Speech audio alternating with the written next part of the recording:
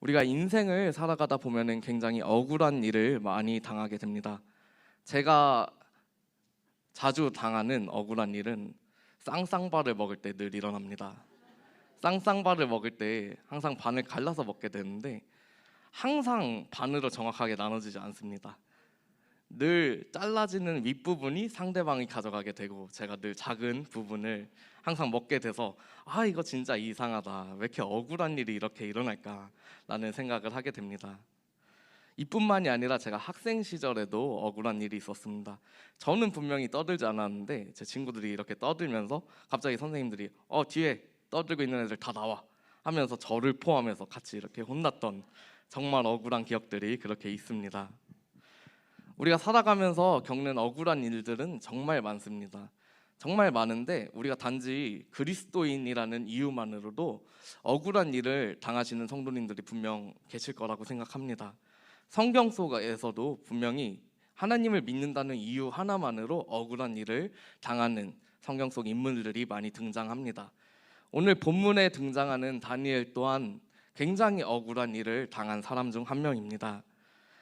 다니엘은 어떤 사람이었습니까? 다니엘이 어린 나이에 이스라엘이라는 나라에서 살고 있었지만 바벨론이라는 강대국의 침략을 받아서 결국에는 포로의 삶을 살아가게 됩니다. 저희가 아는 포로의 이미지는 어떻습니까? 채찍을 맞으면서 강제로 노역을 해야 되고 막 땀 뻘뻘 흘리면서 쓰러지고 막 음식도 주인들이 먹다 남긴 그러한 비참한 포로의 모습을 상상하지 않으셨습니까? 그러나 다니엘은 그렇게 비참한 포로의 삶을 살지는 않았습니다. 다니엘은 총명했고 그 나라의 왕 또한 그의 총명함을 인정했기 때문에 어떻게 보면은 상상도 못한 성공한 삶을 살아갈 수 있었습니다. 다니엘은 그 나라의 총리 역할을 맡게 되는데 총리 중에서도 으뜸 가장 대장 총리의 역할을 맡게 됩니다. 사실 이 말은 상상이 안 됩니다. 그 나라 사람도 아닌데 어떻게 머나먼 땅에서 온 포로로서 이 나라에 끌려온 다니엘이 가장 중요한 자리, 왕에 가까운 자리, 총리의 역할을 맡을 수 있었겠습니까?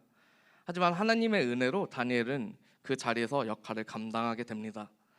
다니엘이 그 역할을 감당할 때 모든 사람들이 박수치면서 좋아했겠습니까? 와, 진짜 너무 잘한다. 정치 저렇게 해야지. 저렇게 해야 멋있는 거지. 라고 모두가 박수 쳐주면 좋았겠지만 절대 그렇지 않았습니다. 이 세상 사람들은 누군가 잘 되는 거를 보지 못합니다. 누가 잘 되면 어떻게든 깎아내리고 그 자리에 내가 가야지 이러면서 어떻게든지 깎아내는 게 세상의 이치인 것 같습니다. 다니엘도 너무 잘 나갔기 때문에 심지어 그 나라 사람도 아닌데 너무 높은 자리에 있었기 때문에 많은 시기와 질투를 받게 됩니다. 그 자리에서 너무 다니엘이 잘하고 있었는데 그 다른 총리들이 생각합니다. 저 사람 우리나라 사람도 아닌데 왜 저 사람이 우리나라 이렇게 다스리는 일에 모든 일에 관여를 할까? 왕은 왜 저 사람한테 모든 걸 맡길까? 뭔가 저 사람을 끌어내리고 싶은데 다니엘이 뭔가 잘못하는 게 없을까? 그러면서 그때부터 다니엘의 행동들을 유심히 지켜보기 시작합니다. 유심히 지켜봐도 아무리 봐도 다니엘이 잘못하는 게 보이지 않는 겁니다. 이상하다. 제가 잘못한 게 있어야 쟤를 깎아내릴 수 있는데 다니엘이 뭔가를 잘못해야 저 자리에서 내릴 수 있을 텐데 수많은 고민을 하게 됩니다. 그런데 딱 한 가지 그들이 발견하는 것이 있습니다. 다니엘은 하나님께 기도하는 사람이었습니다. 바벨론 사람들은 하나님을 믿지 않았고 왕이 오직 신이다 라는 생각을 갖고 있었기 때문에 왕 위에 다른 사람한테 기도하는 것 저거 뭔가 잘만 이용하면은 다니엘을 끌어내려 볼 수도 있겠다 라고 생각하게 됩니다. 그래서 왕을 찾아갑니다. 왕이시여, 당신만이 우리의 신이지 않습니까? 당신이 강대국을 세운 정말 위대한 왕이지 않습니까? 그래서 이러한 법을 한번 만들면 어떨까요? 하면서 그 법안을 제시하게 됩니다. 왕 이외에 다른 신 혹은 다른 것에게 어떤 것을 구하는 모든 사람은 사자굴에 쳐넣어라. 이 법을 발의하면은 왕권은 굉장히 강력해지게 됩니다. 내가 이 나라의 왕이지. 그치? 내가 이 나라를 세웠지. 이 강대국을 세웠지. 왕도 기꺼이 그 제안을 거절하지 않습니다. 너무 좋은 제안이네. 내가 왕권이 더 강해지기 위해서 이걸 한번 법령을 만들어서 실행을 해보자 하면서 그 법령이 시행이 되게 됩니다. 아니나 다를까 다니엘은 하나님께 똑같이 그 법령이 발표되고 나서도 하나님께 똑같이 기도했습니다. 매번 기도하는 그 모습을 다른 총리들은 봤기 때문에 다니엘도 이번에는 마찬가지로 기도할 것이라고 생각했고 역시나 기도를 했습니다. 그래서 다니엘이 어떻게 됩니까? 오늘 본문에서처럼 사자굴에 던져지게 되는 것입니다. 사실 사자굴에 들어간다는 것은 죽는 것이나 다름이 없었습니다. 사자들이 굶주렸다고 생각해 보십시오. 그냥 그 자리에 들어가는 순간, 아니 들어가기도 전에 그냥 으깨져서 죽임을 당하고 그 사자들의 먹이가 되는 것입니다. 다니엘은 얼마나 당황스러웠을까요? 갑자기 아침에 어느 날 아침에 찾아옵니다. 군인들이 찾아와서 다니엘 당신 사자굴 속에 들어가야 된다고 합니다. 왜요? 제가 뭘 잘못했죠? 저는 그저 이 나라를 위해서 헌신했을 뿐인데 저는 왕한테 아무 잘못도 안 했는데 제가 왜 그래야 하죠? 굉장히 당황스러웠을 것입니다. 심지어 사자굴 속에 던져지는 그 순간에도 수많은 생각이 들었을 것 같습니다. 나 이대로 끝나는구나. 이대로 죽을 수 있겠구나. 이것이 저희가 생각하는 일반적인 반응입니다. 굉장히 무서운 사자굴에 들어간다고 생각을 해보십시오. 어떠한 생각이 들겠습니까? 두렵고 당장 이 자리에서 죽겠구나. 끝났구나. 내 인생 끝났구나. 이 생각 먼저 들지 않았겠습니까?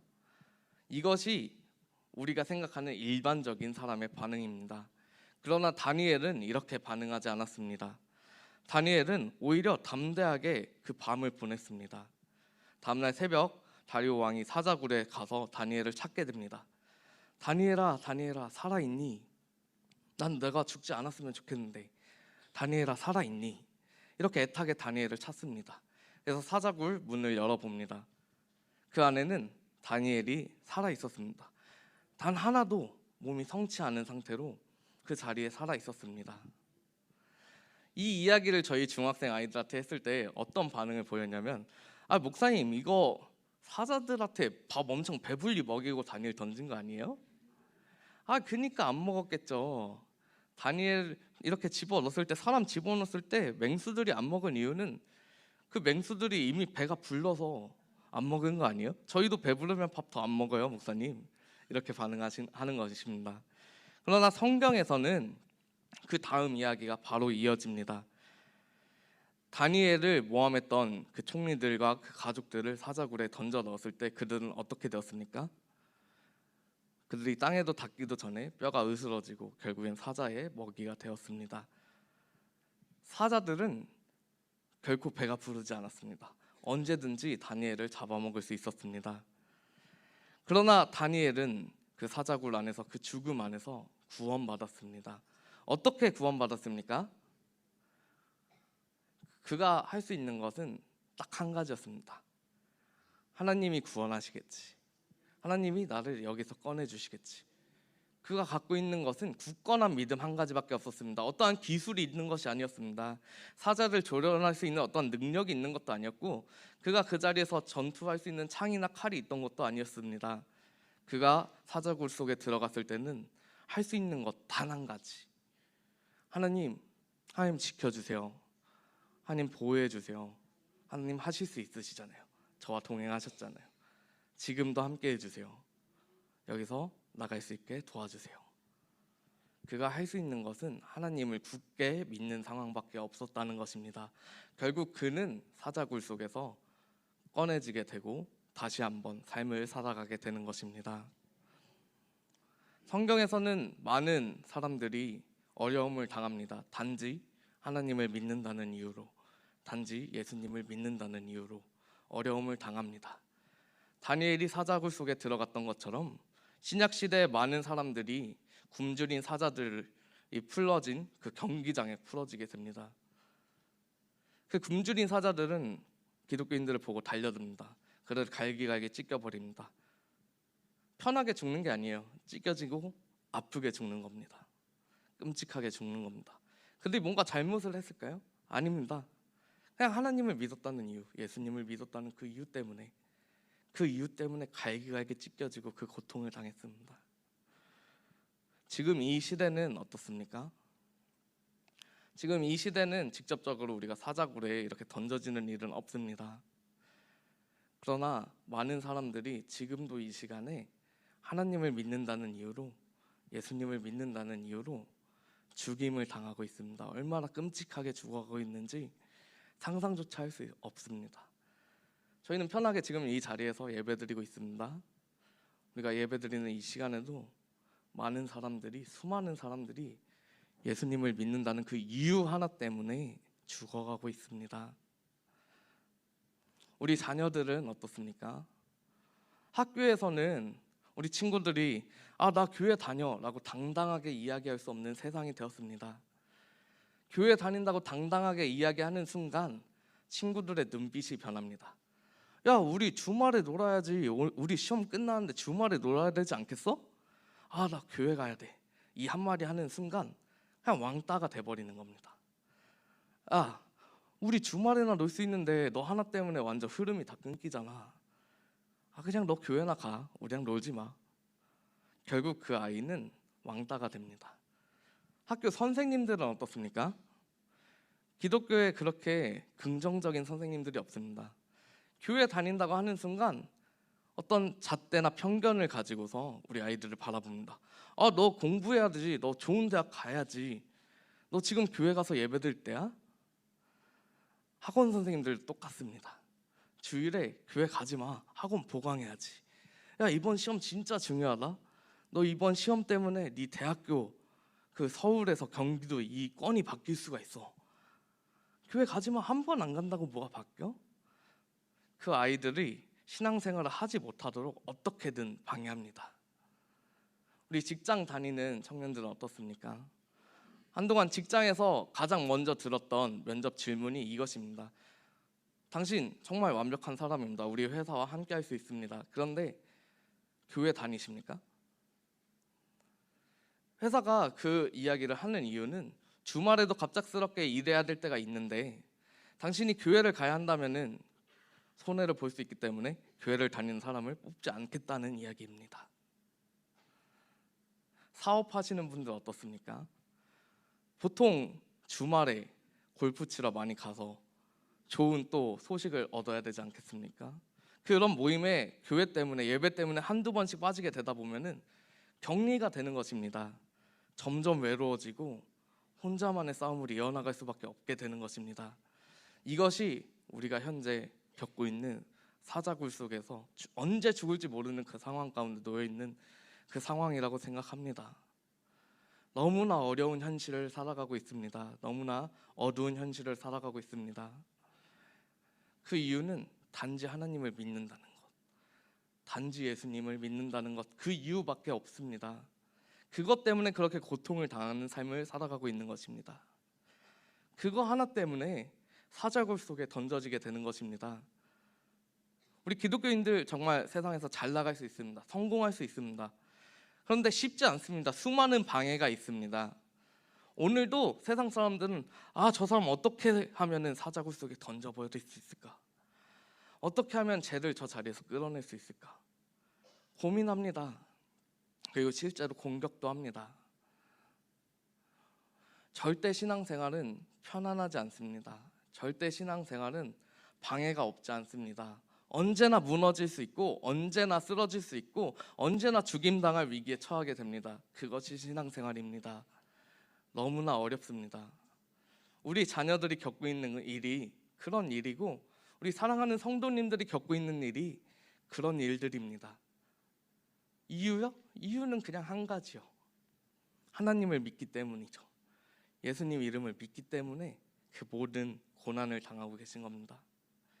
사자굴 속에서 이 세상에서 저희가 끝까지 살아남을 수 있는 방법은 한 가지입니다. 하나님을 끝까지 포기하지 마십시오.